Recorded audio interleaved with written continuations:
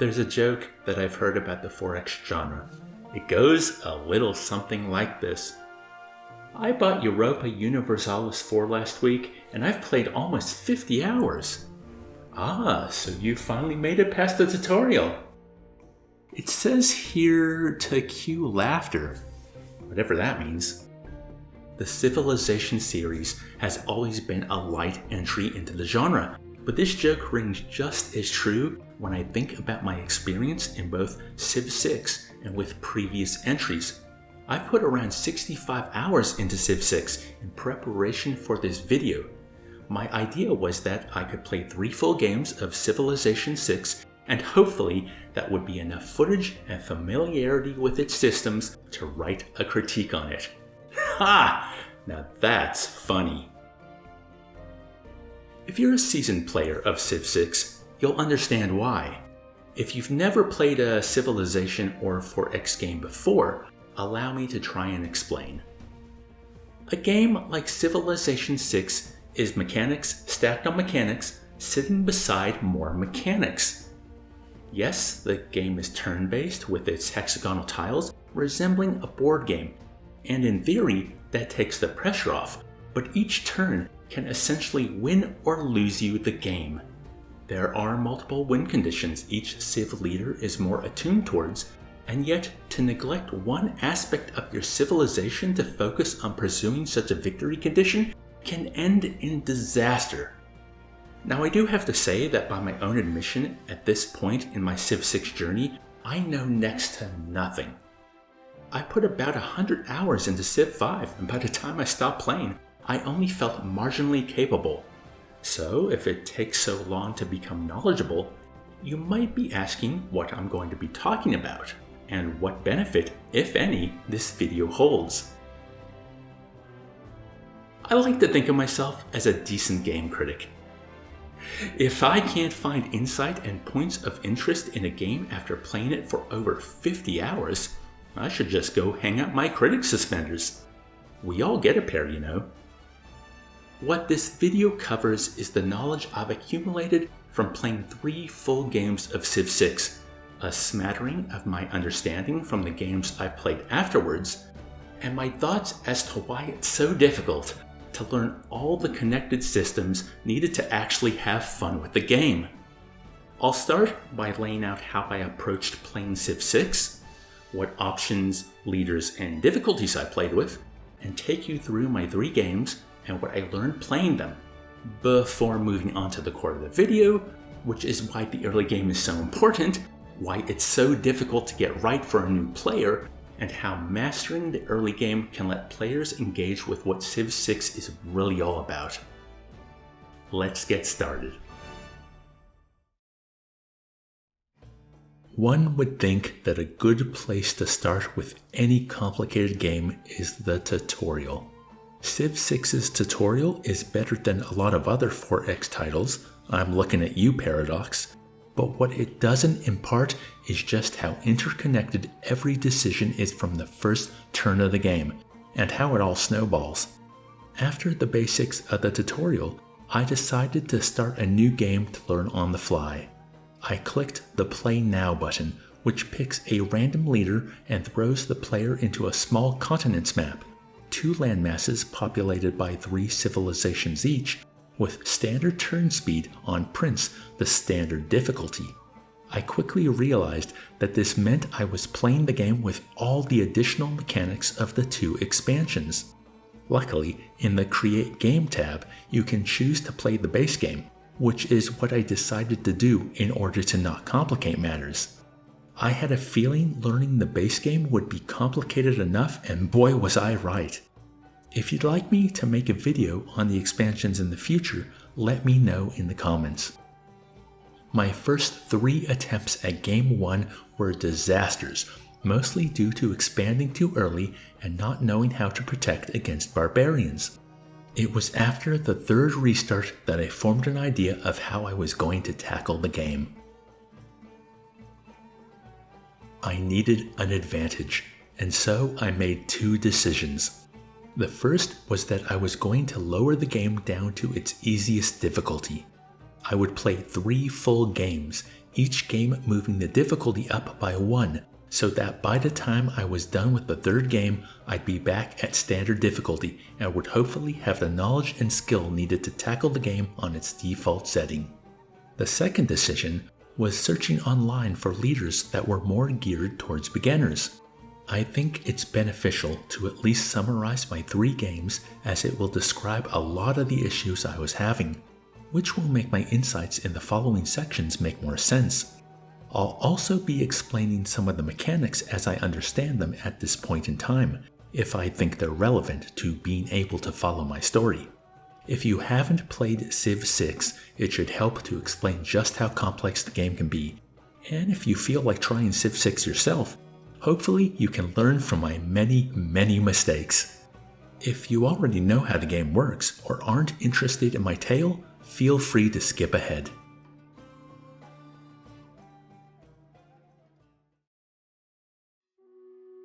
For my first game, I picked Trajan of Rome.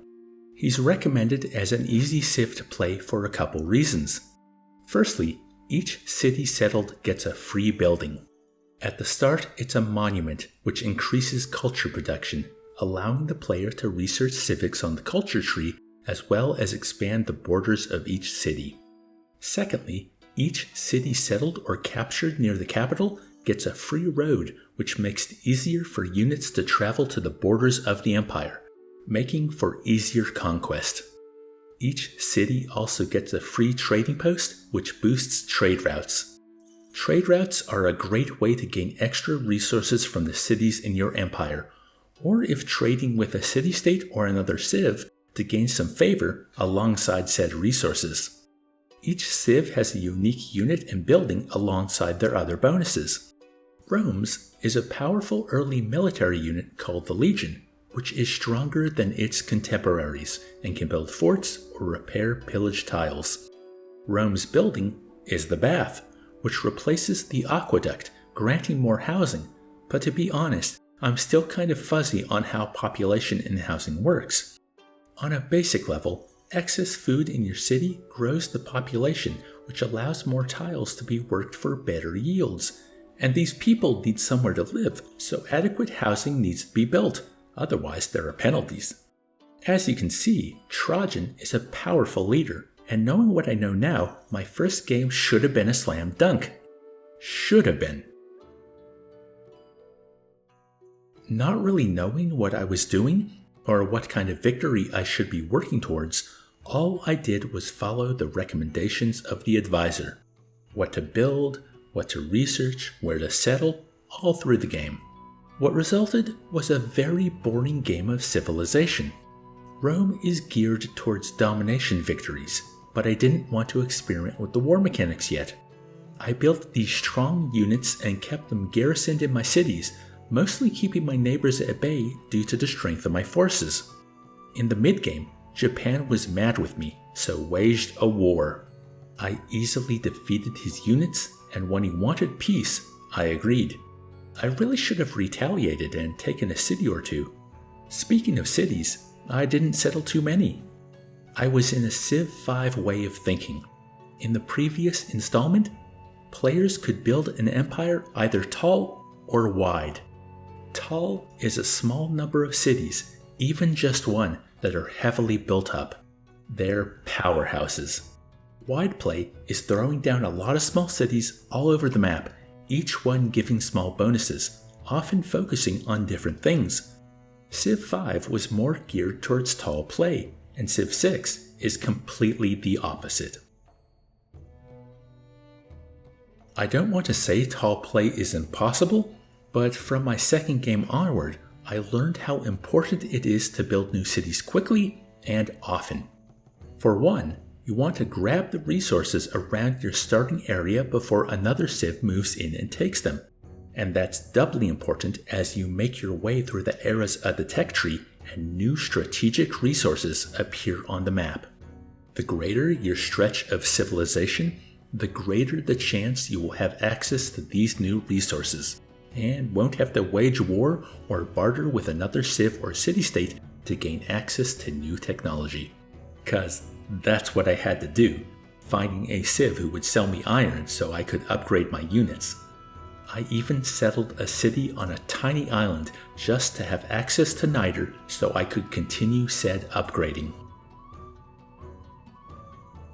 So while this game was boring, largely because I was playing without a goal, I was learning how Civ VI worked. For example, when Japan declared war on me, so did my neighboring city-state. Sending envoys to city-states results in bonuses, but whichever civ has the most envoys in any city-state is its suzerain. You gain additional bonuses, you can levy their military for yourself, and they will declare war on anyone the suzerain is in conflict with. I played around with spies, mostly as a countermeasure, as Japan kept sabotaging my industrial zones. I kept building up my science and culture, experimenting with the mechanics as they unveiled themselves, and since I was rolling in dough through so many commercial hubs, I thought I was a lock to at least win a score victory when turn 500 rolled around. I was not. My first full game of Civilization ended in a loss, but I was going to take what I learned right into game 2.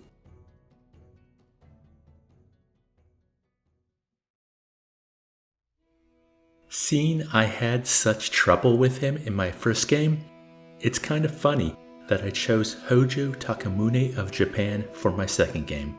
Japan was recommended to me as another beginner-friendly civ. Their main ability allows easier adjacency bonuses for city districts.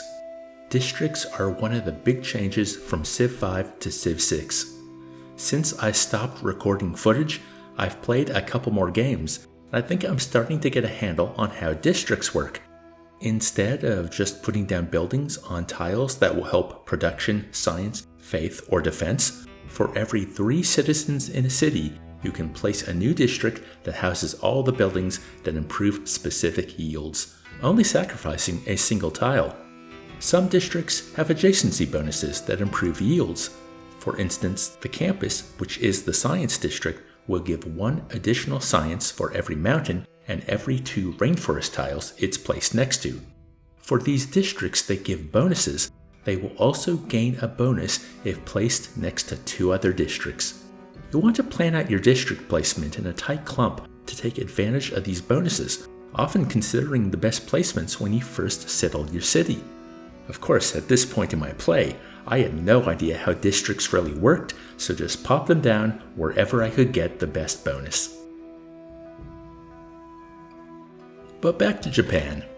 Instead of getting the adjacency bonus for putting a district next to 2 others, it gets it from being just next to 1. So if you build your districts the way you do with other leaders, you could double your adjacency bonus. Adding to this is Hojo's Divine Wind ability. 3 particular districts, encampments, theater squares, and holy sites are built in half the time. This gives a nice boost to players wanting to win via domination, culture, or faith. It also gives a damage buff to any units that are fighting on the coastal tile. As for the unique unit in building, Japan has the samurai. The real benefit to this unit, however, is it does maximum damage when injured. Units only do maximum damage at full health, so this gives Japan a huge advantage in the medieval era. The unique building is the electronics factory, which gives culture as well as production, and will increase production for any city within 6 tiles. In my Rome game, I founded a religion, but it wasn't until the game was almost over that I figured out that religious units are bought with faith in cities that have a holy site. I decided that I wanted to experiment with how religion works, and without meaning to, choosing Japan as the civ to make this experiment with was fortuitous. Not only because holy sites can be built more quickly due to divine wind, but the adjacency bonus helped boost faith production. I ended up winning a religious victory in the end, and I want to explain a bit about how that works alongside other observations from this game. What helped me experiment was that I wasn't near any other civilization. I was kind of on a peninsula. Way to the north was Samaria, but I never built close enough to them to have a problem, and there were city-states buffering me from the mainland, which Samaria shared with Spain and Persia. After my first game, I realized that it was important to build a lot of cities, so as I was continuing to build my empire, anytime the advisor recommended building a settler, I would do that, and send them off to found a new city.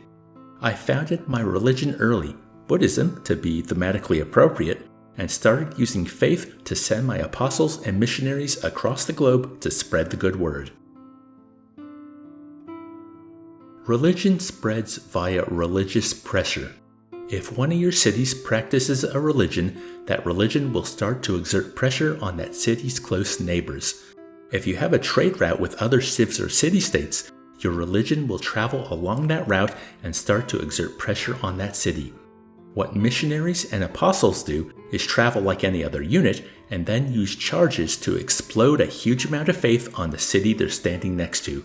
Now, if another civ has religious units as well, you can trigger a faith war. Defeating a religious foe will drastically lower their faith in the surrounding cities as well as boost yours. That was what won me the game in the end, when I defeated Germany's last apostle in holy combat. I'd wasted so many turns trying to attack the gaggle of gurus Germany had around its lands. Gurus are a unit that can heal your missionaries and apostles, but can't attack other units directly. As I was finishing up my faith war against the rest of the world, I decided to strike back against Persia, who declared war on me a lot earlier in the game, but never encroached upon my territory. I built up some units, combining 2 of the same type to create cores, and then 3 to create armies. Back when Civ V was new, one of my favorite changes to the game was the idea that only 1 unit could occupy each tile. The previous games allowed multiple units of the same type to be stacked on top of each other, creating the potential for ridiculous armies. I never liked it because I never knew when to stop stacking. The idea of planning the types of troops and their configuration on the board appealed to me greatly. That's why, when I heard that Civ VI was going to bring back stacking, I was annoyed. I didn't want to go back to the way things used to be. And thanks to cores and armies, I don't have to. Not only are these 2 technologies a fair way down the tech tree, the hard cap of 2 units and then 3 works quite well.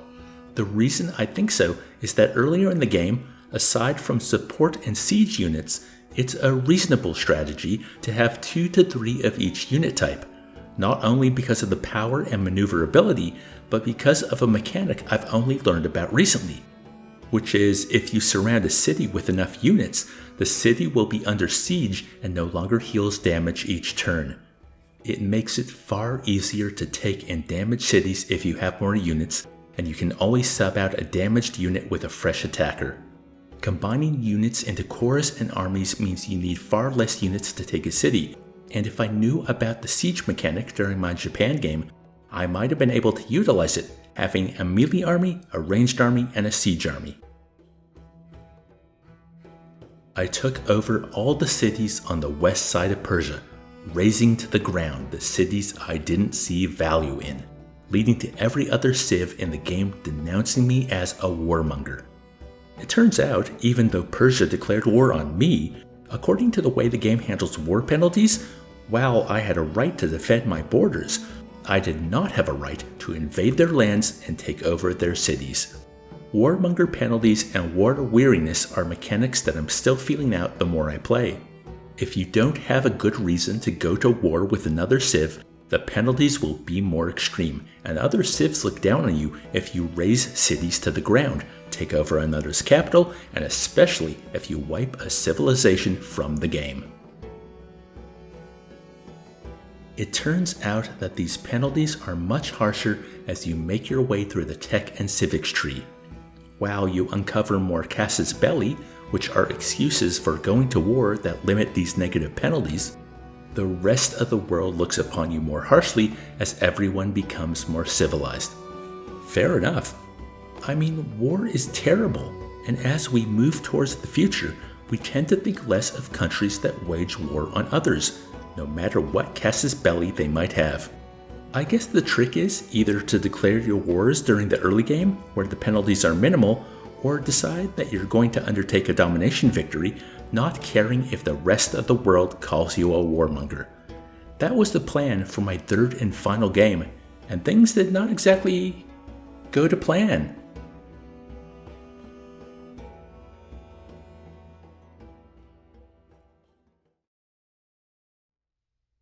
I decided instead of trying another beginner Civ, for my final recorded game, I would let the computer choose for me. I ended up as Gorgo, Queen of Sparta, who was one of the civs that was recommended for beginners. What do you know? Greece gains an additional wildcard policy slot. Depending on the government chosen, which are all researched in the civics tree, a player has access to policy cards under the categories of military, economic, diplomatic, and wildcard, the only section for cards that boost the accumulation of great people, which have great bonuses and can be attracted to your civilization through great people points. Great! These policy cards are earned through each civic tech, and each grants boons and bonuses that can help at specific parts of the game, depending on what the player is trying to accomplish. I'm sure you can see how important having an additional slot to place any policy card can be. It's Gorgo's unique ability that formed my strategy for this final game.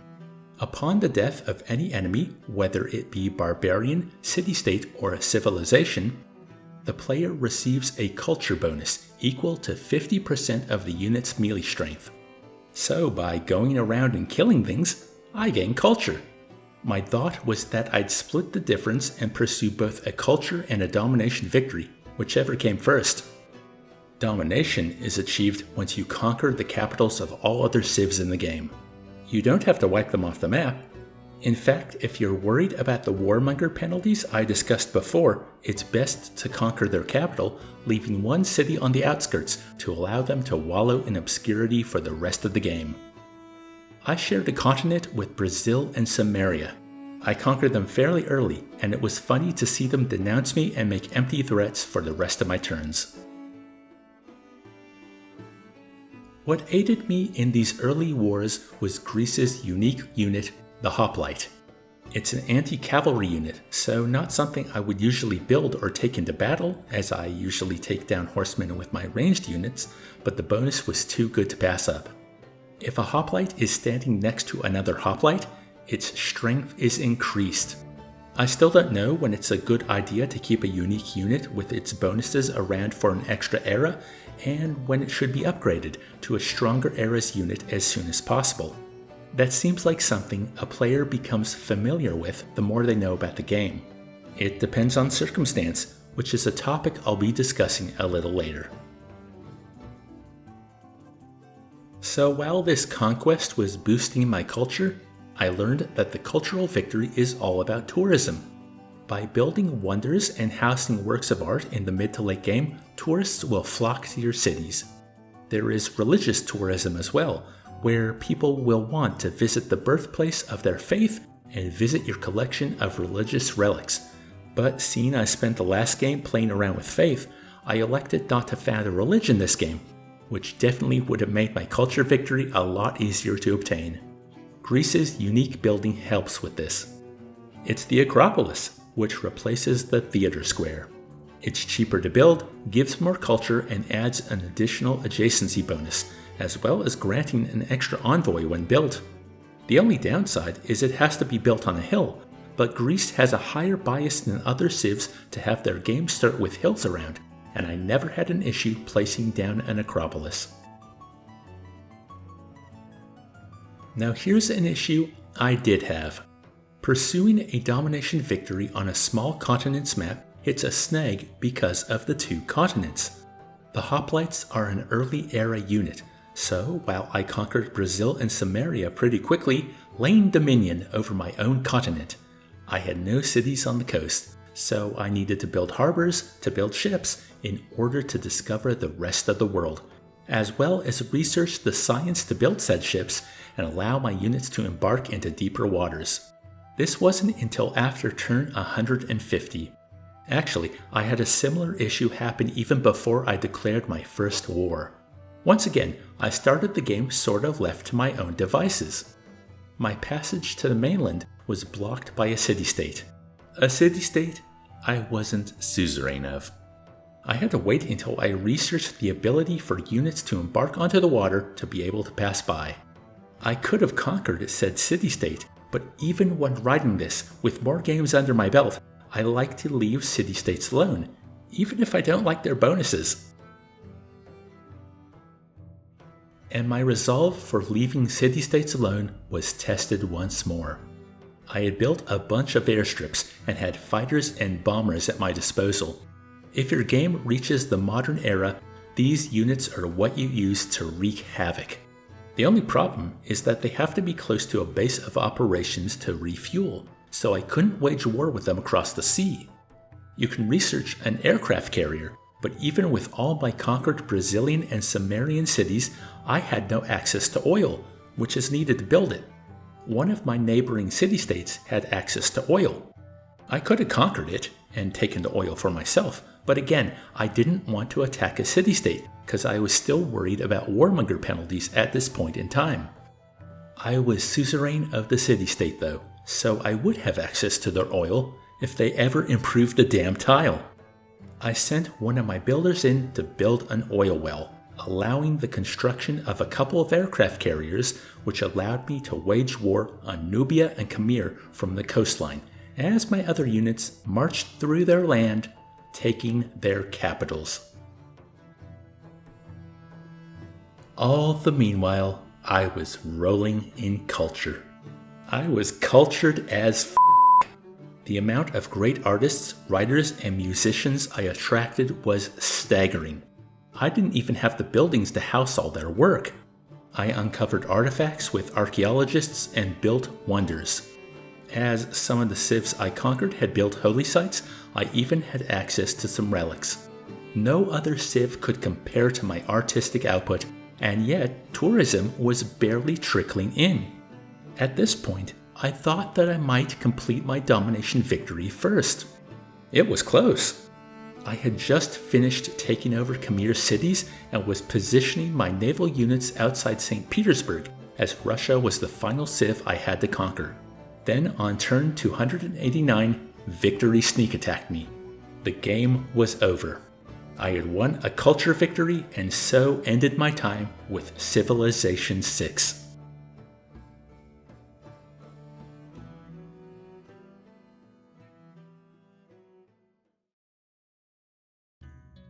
But that was not the end of my time with Civilization VI. After I stopped recording, I kept playing. In the evenings, on the weekends, and even in the mornings sometimes when I couldn't help myself. Somewhere in the middle of my Japan game, I crossed a Rubicon, where beforehand, I was struggling to find the fun in Civ 6 and was dreading each new play session. Now I can't get enough. Civ 6 is quickly becoming one of my favorite games in years, and I haven't even touched the expansions yet. No joke, if you'd like me to make a video on the expansions, let me know so I can queue that up as quickly as possible. Otherwise, I'll start to explore them in my own time. Since that third game with Greece, I've also watched a lot of Civ 6 on YouTube. Strategy videos, tips and tricks, and let's plays of the game on the highest difficulty. Many of the additional mechanics I spoke of during my journey through the first 3 games have been informed and enhanced not only by these videos, but all the Civ 6 I've played since. So what caused this shift in my feelings towards the game? What changed in the middle of the Japan game that carried me not only through the Greece playthrough, but dozens of hours afterwards? I think it's knowledge. Somewhere in the middle of that Japan game, I started to finally understand the multitude of systems the game was working with. That understanding brought joy with it, and I became interested in experimenting and exploring how these systems work. Since then, each new game, each new failed start, each new video watched, and each new decision made increases the knowledge I have of how to play Civ 6, and it's continued to be an enjoyable process. The reason I spent all this time outlining my 3 games and discussing aspects of Civ VI as I went through them is to give everyone an idea of just how much there is to learn about the game, and yet to also show that the game is accommodating to players who only grasp the basics of these mechanics. Game 1 failed because I didn't have a goal in mind, and in games 2 and 3 I fumbled my way towards a faith victory and then a domination and culture victory. Without a heavy dose of a helping hand, playing the way I did would not result in any level of success. But as I wasn't receiving much resistance from the other civilizations, as well as starting games 2 and 3 far enough away from a civ who might declare war on me for the sake of territory, I was able to flourish. Not with complete understanding, but flourish nonetheless. And that success, combined with pursuing a goal and gaining further understanding of how the game works, was a snowball rolling downhill that has turned into the avalanche of my newfound obsession. So, let me finish this off by imparting some wisdom about the most important lesson I've learned through all of this, and how it links to how I found my enjoyment.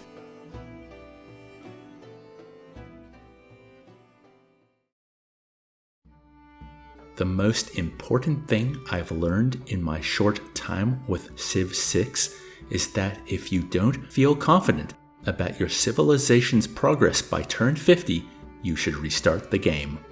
The early game is that snowball metaphor I made at the end of the last section. If you feel confident on turn 50, the other civs will not be able to touch you, at least on Prince difficulty. Watching a lot of Civ VI videos and reading forum and Reddit posts, some of the hottest debate among the community has to do with the early game. Do you found a city on the tile your settler is sitting on in turn 1, or do you move it to a more advantageous position, sacrificing a turn or 2 of production to start off? What should your early build order be? Should you build a scout for ease of movement, or for a little more production and 1 less movement per turn, should you build a slinger or warrior, who could deal with barbarian threats they come across? Do you beeline the monument so your city's borders will grow as quick as possible, setting off your journey on the culture tech tree? You can also choose to build a settler once you hit a population of 2 to quickly found a new city, or a builder to improve your surrounding tiles to increase food, production, gold, or access to nearby resources. I haven't even touched on growing your city's population to have access to more surrounding yields, and how you can manually assign them to certain tiles. Just one more mechanic to keep track of and slowly learn all the nuances of through each new game. And this idea also explains a feeling I've had since at least Civilization V, but I think it was there when I was playing the original Civilization back in the 90s. Sometimes you just need that final piece of the puzzle to articulate something that's been gnawing at the edges of your brain for years. The early game was always my favorite part of any Civ game. Each new start always held such potential. Once the mid-game took off, I was either focused on my goal or just making each decision as it came up, and by the late game, I was just going through the motions of achieving a victory condition. I always felt somewhat bored or unfulfilled compared to the thrill of starting a new game with a new Civ and seeing how everything played out. The first 50 to 100 turns just hold so much potential that Civ has always lost a bit of its spark once the dust settles and the shape of the game makes itself known. This is likely a larger issue with what I find exciting about games. I've said in other videos that before I started my channel, it was rare of me to finish a video game. Somewhere along the way, the gameplay wore out its welcome, or the story wasn't strong enough to push me through. Heck, until a couple years back, a huge part of this channel was my impressions videos, where I played a game for a short amount of time and made a review based on that small first impression. I approach each new video game with that impressions mindset, seeing if it sparks that feeling of potential and wonder that should hopefully push me through to the credits. Is it any wonder that the early game of Civ VI hits me the same? Well, there is a significant difference.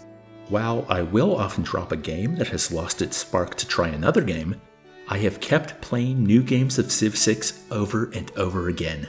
Not only that, but I have pushed through to victory conditions on multiple occasions now. So why is that?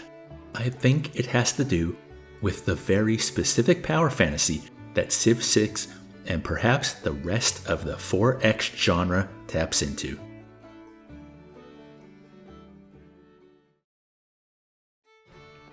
In a new game of Civ VI, based off the leader you've chosen, you should have a victory condition that you want to strive for.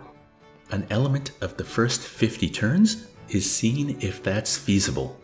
Depending on your starting location, the resources at your disposal, and who your neighbors are, be they other civs or a host of barbarian encampments, these first turns may be smooth sailing or absolute chaos. Now, instead of having a plan from the outset, it's recommended to formulate a plan based on these circumstances. To roll with the punches, instead of trying to force your will on the game for a specific outcome.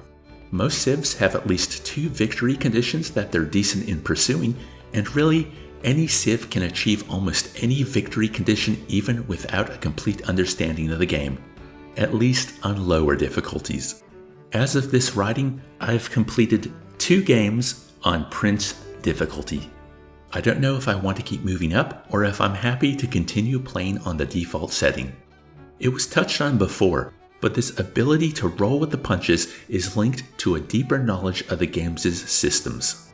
There seems to be a consensus that the AI doesn't make good decisions and is not really a threat even on the highest difficulties, but those opinions come from people who are winning games on those higher difficulties. I would say they have the knowledge of Civ VI to be able to adapt on the fly no matter the circumstance. But in a way, they're still experiencing the same power fantasy that I am, having now started to feel comfortable on the default difficulty. The ability to shape your future and control your own fate. The reason I'm able to enjoy this power fantasy is due to the allowances the game gives me when I don't have a perfect working knowledge of its systems. Maybe on deity difficulty you have to have that to succeed, or maybe by the time one gets there, they just have so much Civ under their belt that the decisions come naturally. Either way, Civ VI excels in starting the player off in a unique situation and then allowing them to shape the course of the game to their own will. The story of my rise through the first 3 difficulties has run in parallel to my continual understanding of the game's systems, and I have no doubt that if I were to tackle King difficulty and even try and work my way to deity, I would still be walking that path of knowledge acquisition. Even if I stay on Prince or decide to move back down, each game will add to that knowledge base, which in turn will make it more likely that those first 50 turns will leave me in a favorable position to shoot towards my preferred victory condition, which will lead to more knowledge, and then an easier game, and then, maybe this is how the jump to the next difficulty occurs organically.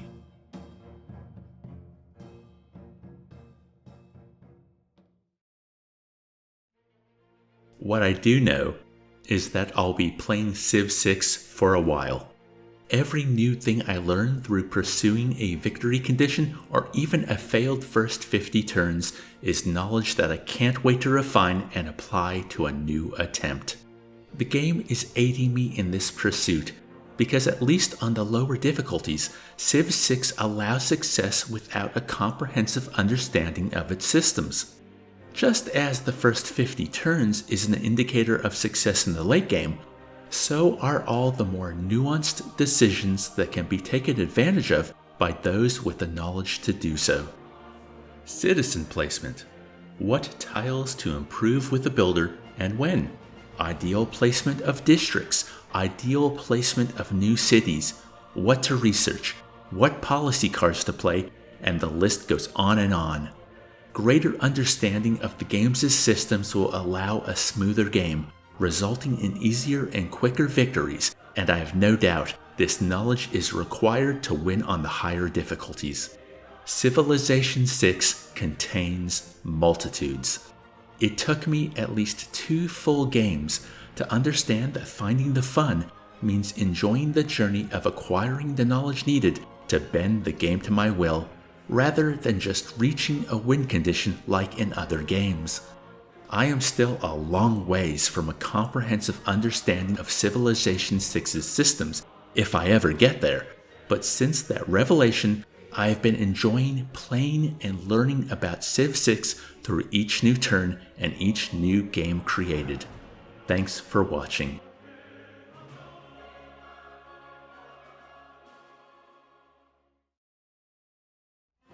And so ends another critique, the longest one so far.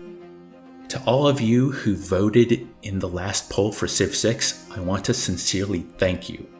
I have not been this excited and obsessed about a game in years. I added it to the poll because I thought if I gave it enough time and dedication, I might become as obsessed with Civ VI as I was with Civ V. And that turns out to have been the case. It's now one of my favorite games in years, and I have you to thank for it. Something new I'd like to try at the end of these videos is to talk about some of the ideas that I had while playing the game that I couldn't find a way to fit into the critique itself. Think of them as deleted scenes, like on a DVD and its bonus features. The first of these has to do with Civ VI's art style. Watching a lot of videos about the game, there seems to be a general consensus that people dislike the art style of Civ VI, which I'm completely baffled by. It's so vibrant and colorful.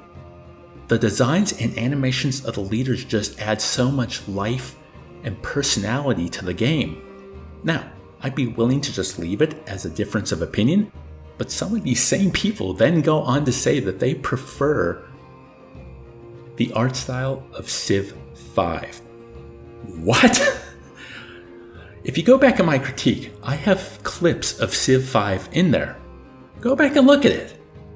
It's so dull and boring, muddy even. In my mind, there is no comparison between the two games. Civ VI all the way.